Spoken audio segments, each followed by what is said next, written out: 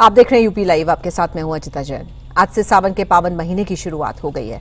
मंदिरों में शिव भक्तों की भारी भीड़ उमड़ रही है। बम बम भोले के नारों से शिवालय गूंज रहे हैं। कांवड़ यात्रा को लेकर प्रशासन अलर्ट पर है। तो आज से सावन का पवित्र महीना शुरू हो गया है। मंदिरों में सुबह से ही शिव भक्तों की भीड़ उमड़ रही है। बम बम भोले के जयकारों से पूरे शिवालय गूंज रहे। कांवड़ यात्रा को लेकर प्रशासन अलर्ट पर है। तो आज से सावन का पवित्र महीना शुरू हो गया है और ऐसे में पूरे सावन में शिव भक्ति का अपना विशेष महत्व है और जितने भी शिव भक्त हैं आज सुबह से शिवालयों में उमड़ रहे हैं। शिव मंदिरों में भक्तों की भीड़ देखी जा रही है।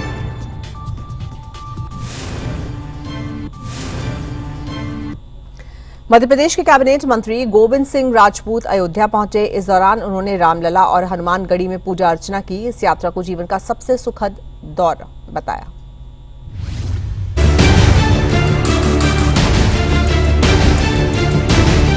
मध्य प्रदेश के कैबिनेट मंत्री गोविंद सिंह राजपूत अयोध्या पहुंचे, जहां उन्होंने परिजनों के साथ रामलला के दर्शन किए और हनुमानगढ़ी मंदिर में पूजा अर्चना की।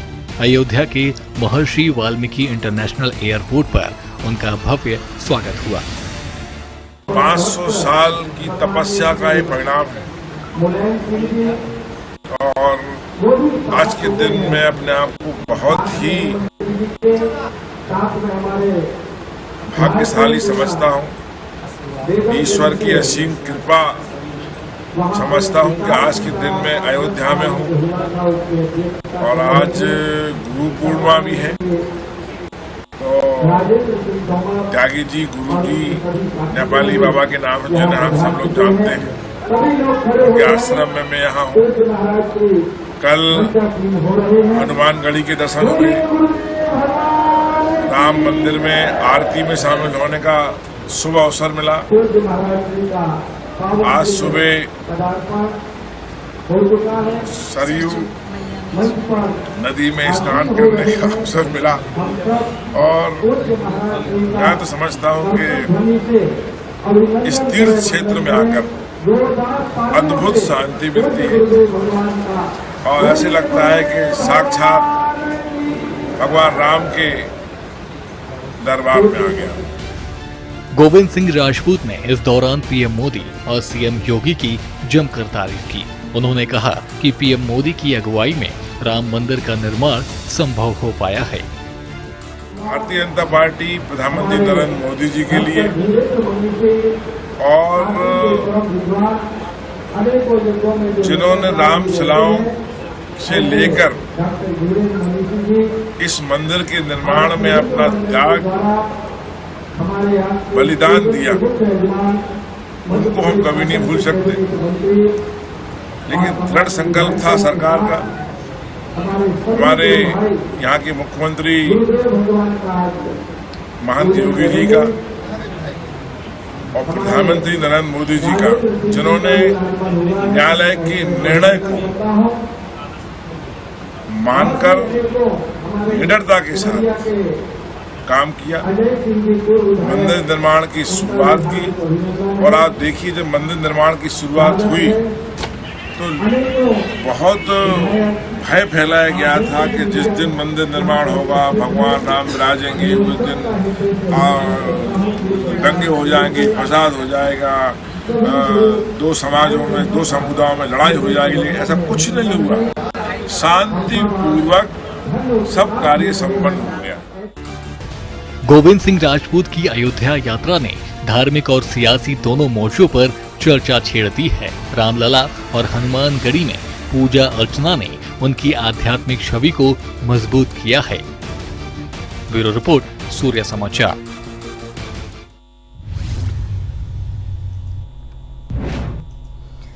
खबर लखनऊ से है। एडीजी अमिताभ यश ने प्रेस कॉन्फ्रेंस की। छांगुर का गैंग 15 साल से सक्रिय था, यह जानकारी उनकी तरफ से दी गई है। छांगुर की अवैध संपत्तियों की जांच होगी। मोहम्मद अहमद इस प्रकरण में नामजद है। गिरफ्तार लोगों के खिलाफ पुख्ता सबूत हैं, ये कहा है एडीजी ने। तो अमिताभ यश एडीजी ने प्रेस कॉन्फ्रेंस की। छांगुर का गैंग 15 साल से सक्रिय था, यह बताया। छांगुर की अवैध संपत्तियों की जांच होगी। गिरफ्तार लोगों के खिलाफ पुख्ता सबूत हैं। मोहम्मद अहमद इस प्रकरण में नामजद है।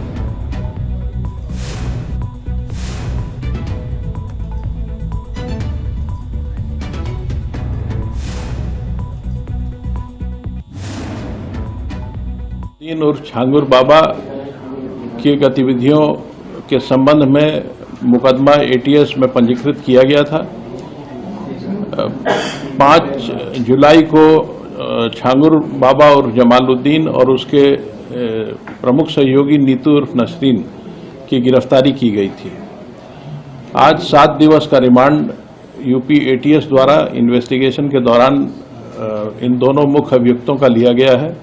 इनसे इस गैंग के सभी गतिविधियों, इनके मनी ट्रेल, इनके द्वारा अर्जित अवैध संपत्तियां इत्यादि की जानकारी की जाएगी। साथ ही संपूर्ण गैंग के नेटवर्क की जानकारी भी प्राप्त की जाएगी। बलरामपुर में अवैध धर्मांतरण के मास्टरमाइंड छांगुर बाबा के काले साम्राज्य पर यूपी प्रशासन का बुलडोजर तीसरे दिन भी गरज रहा है। सरकारी जमीन पर कब्जा कर बनाई गई आलीशान कोठी को ढाने में जेसीबी मशीनें भी पसीना बहा रही हैं। ये कोठी इतनी मजबूत है कि इसे तोड़ना किसी किले को ध्वस्त करने से कम नहीं।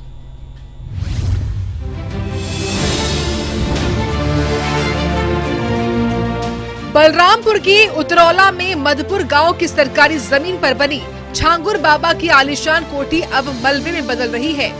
अवैध धर्मांतरण रैकेट का भंडाफोड़ होने के बाद प्रशासन ने इस कोठी को ध्वस्त करने का अभियान शुरू कर दिया, जो तीसरे दिन भी जारी रहा। लेकिन इस कोठी की मजबूती ऐसी है कि 10 बुलडोजर और जेसीबी मशीनों को भी इसे तोड़ने में जोर लगाना पड़ रहा है। 3 बीघे में फैली इस कोठी में 70 कमरे, एक विशाल हॉल और हाईटेक सुविधाएं थी, जो इसे किसी महल से कम नहीं बनाती थी। देखिए, ये जो डिमोलिशन की कार्रवाई चल रही थी, जो कि अवैध सरकारी जमीन पर जो कब्जा किया गया था, उस पर अवैध ढंग से अर्जित किए गए ढंग से ये इमारत बनाई गई थी।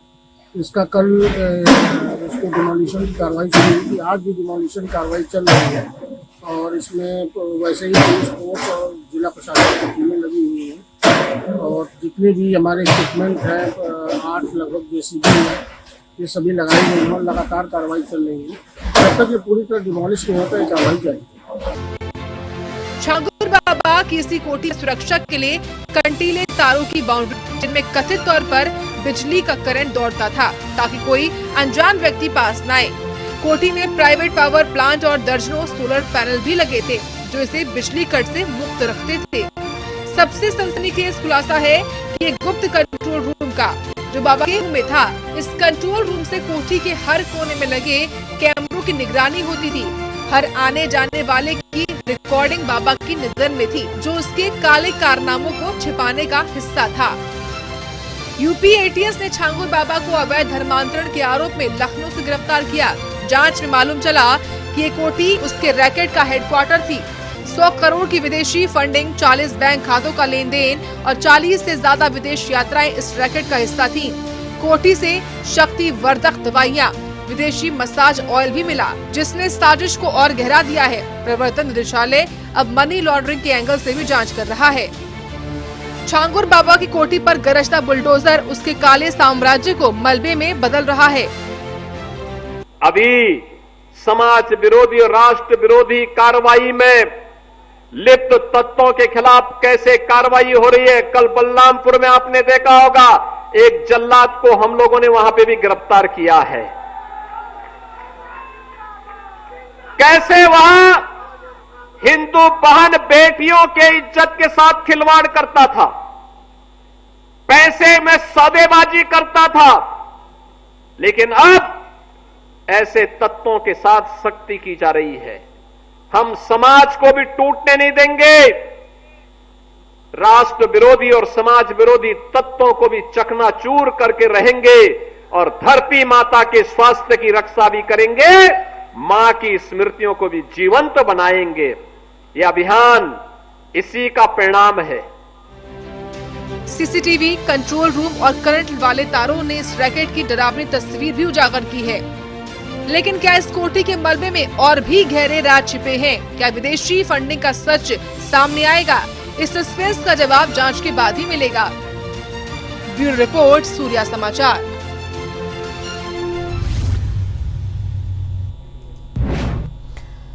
मुख्यमंत्री योगी आदित्यनाथ गोरखपुर दौरे पर हैं। सावन महीने के पहले दिन उन्होंने मंदिर में पूजा की। गोरखनाथ मंदिर में उन्होंने पूजा की और हवन किया और प्रदेश की सुख समृद्धि की कामना की। तो उत्तर प्रदेश के मुख्यमंत्री योगी आदित्यनाथ गोरखपुर दौरे पर हैं। सावन महीने के पहले दिन उन्होंने मंदिर में पूजा अर्चना की है। गोरखनाथ मंदिर में उन्होंने पूजा हवन किया है और प्रदेश की सुख समृद्धि की कामना की है।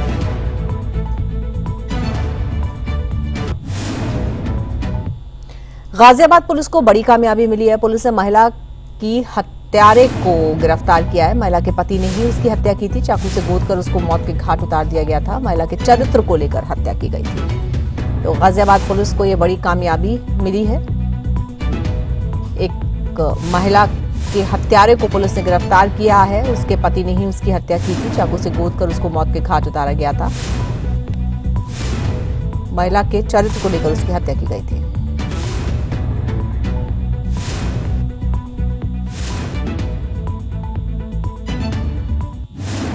शादी के बाद प्रेम प्रसंग व पारिवारिक विवाद उसका अपने पति से चल रहा था। पति अपने पत्नी से कॉलोनी में ही कुछ दूर गरिमा गार्डन के किराए अलग रहता था, किंतु पति का अपने पत्नी के पास आना जाना था। उस दिन अपनी पत्नी से मुलाकात के दौरान किसी विवाद में, पारिवारिक विवाद, पुराने मैटर को लेकर कहा सुनी हुई, जिसमें जो है पति ने अपनी पत्नी का चाकू मारकर हत्या कर दी गई। तस्दीक के साथ साथ उक्त घटना का संज्ञान लेते हुए सुसंगत धाराओं में अपराध पंजीकृत कर लिया गया है। पति वर्तमान में पुलिस हिरासत में है। अन्य आवश्यक विधिक कार्रवाई अमल में लाई जा रही है। गाजियाबाद में साइबर ठगों के एक बड़े रैकेट का पर्दाफाश हुआ है, जो बिटकॉइन में निवेश और बीमा पॉलिसी के नाम पर लोगों को लूट रहा था। थाना साइबर सेल पुलिस ने इस गैंग के 5 शातिर ठगों को पकड़ा है।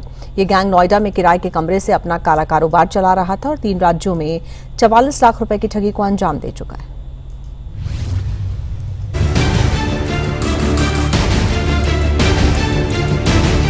गाजियाबाद के थाना साइबर सेल ने एक ऐसी ठगी रैकेट का भंडाफोड़ किया है जो बीमा पॉलिसी और बिटकॉइन निवेश के लालच में लोगों को जाल में फंसाता था। पुलिस ने 5 ठगों को गिरफ्तार किया है, जो नोएडा में किराए के कमरे से अपना नेटवर्क चला रहे थे। डीसीपी सिटी धवल जायसवाल के मुताबिक ये गैंग 3 राज्यों में 44 लाख रुपए की ठगी कर चुका है और इस मामले का खुलासा तब हुआ जब वसुंधरा के महिपाल बिष्ट ने थाना साइबर क्राइम में 36 लाख रुपए की ठगी का मुकदमा दर्ज कराया। बिटकॉइन के माध्यम से लोगों को लालच देकर उनके साथ ऑनलाइन फ्रॉड करने वाले गैंग का खुलासा किया है और इसमें 5 अभियुक्तों की गिरफ्तारी की गई है। इनके नाम रवि प्रताप, विकास कुमार, नवीन, अनुज और गुंजन है। इनका अपराध करने का तरीका ऐसा था कि वो जो बीमा पॉलिसी धारक थे उनको लालच देते थे कि उनकी जो बीमा पॉलिसी की रकम है उसको हम लोगों ने बिटकॉइन में इन्वेस्ट किया है और उस बिटकॉइन के माध्यम से आपको ज्यादा फायदा होगा, इसके लिए आप रजिस्ट्रेशन चार्जेस और कुछ टैक्स हमें प्रोवाइड कराएं।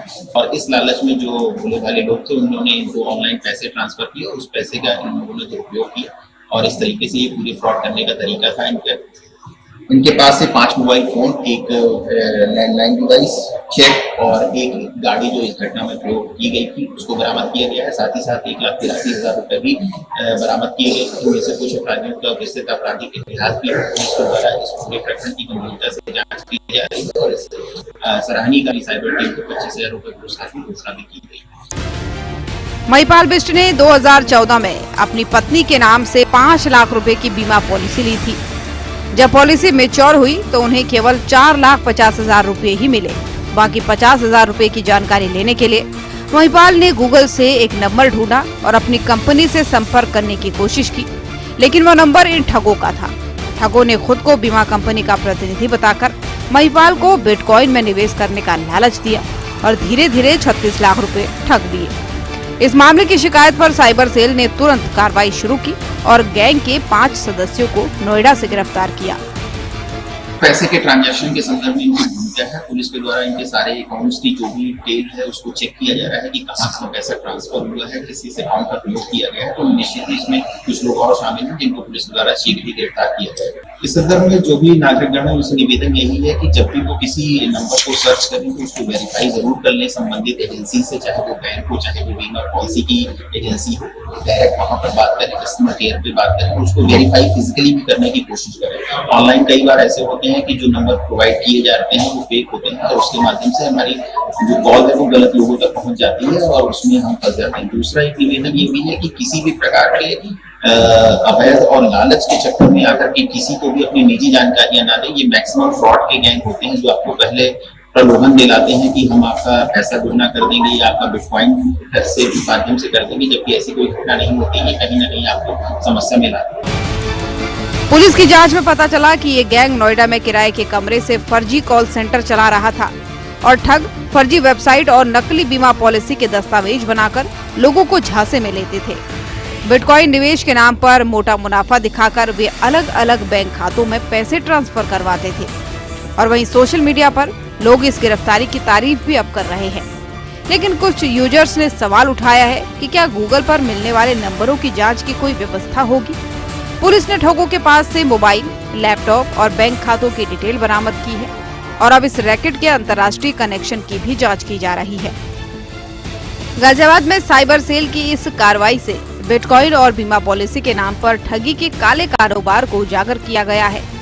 5 ठगों की गिरफ्तारी ने कई पीड़ितों को राहत दी है। लेकिन सवाल ये है कि क्या ये गैंग केवल नोएडा तक ही सीमित था या इसके तार किसी बड़े अंतर्राष्ट्रीय नेटवर्क से भी जुड़े हैं। इस सस्पेंस का जवाब पुलिस की अगली जांच में ही मिलेगा। गाजियाबाद से सूर्या समाचार के लिए सतीश कुमार की रिपोर्ट।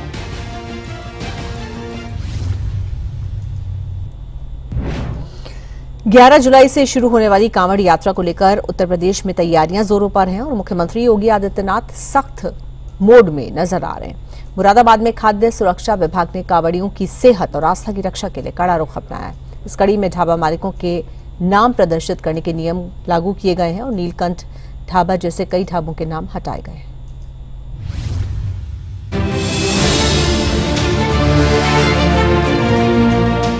सावन का पवित्र महीना शुरू होने वाला है और 11 जुलाई से कांवड़ यात्रा की शुरुआत होने वाली है। मुरादाबाद में इस बार प्रशासन और खाद्य सुरक्षा विभाग ने कांवड़ियों को शुद्ध और सुरक्षित भोजन सुनिश्चित करने के लिए कमर कस ली है।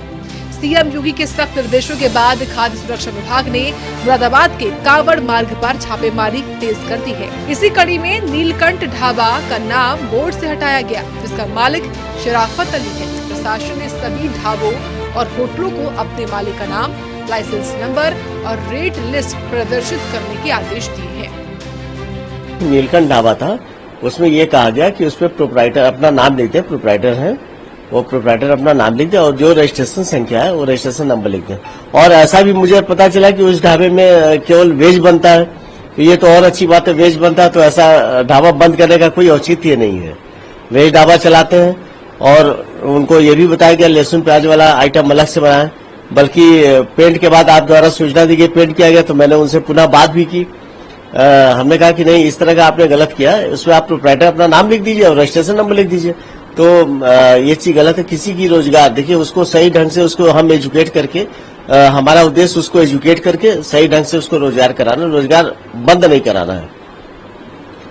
बाकी जो चीजें हैं जो भाई उसमें कांवड़ रूट में जो मांस की दुकानें हैं, कच्चा चाहे पक्का, उसके लिए बंद करने का उस कांवड़ मार्ग में यदि है तो उसको बंद करना उसमें। और दूसरी चीज रेट लिस्ट सबको लगानी जिससे विवाद न हो। अधिकांश विवाद रेट के कारण होता है और यदि उसमें वो रेट आ जाएगा तो विवाद का एक कारण समाप्त हो जाएगा। इसलिए रेट लिस्ट लगाने की बात है। और फूड सेफ्टी कनेक्ट ऐप जो है हमने उनके यहाँ चिपकाया, उसमें हमने प्रोवाइडर का नाम भी उसमें लिखवा दिया है। फिलहाल इस बुलेटिन में इतना ही। रुकेंगे एक ब्रेक के लिए। देखते रहिए सूर्या समाचार।